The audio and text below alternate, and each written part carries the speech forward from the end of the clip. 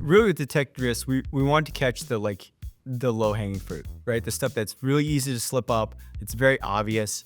And that you can find very quickly and easily. Sometimes you'll find things are configured incorrectly, but the trade-offs are worth keeping it that way. But the most common thing you find is they come that way because the defaults are not desirable, right? Or like nobody's looked at it, or you're just like not aware that like, oh, actually we're configured to only be in one availability zone. We have 3 data centers, but somehow we've configured our Kubernetes deployment so it only all ends up in one of the data centers, right? And you're like, that's not intentional.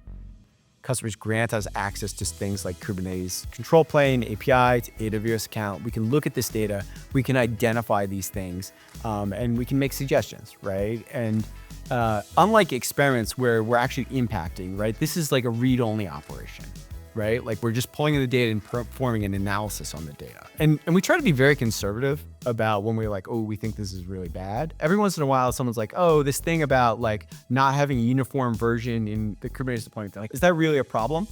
And like, sure enough, yeah, we've seen that be a problem for a lot of people. In fact, it's become such a problem that we wrote a whole bunch of extra logic to make sure we got that one right, because it is a real concern. Because too many customers, they're running multiple different versions and didn't realize it.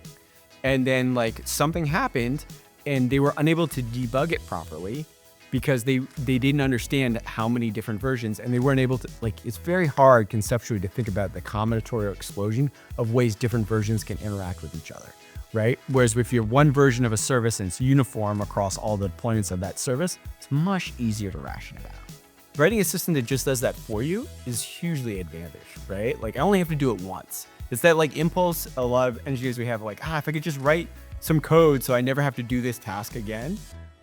That's really what detected risks are for.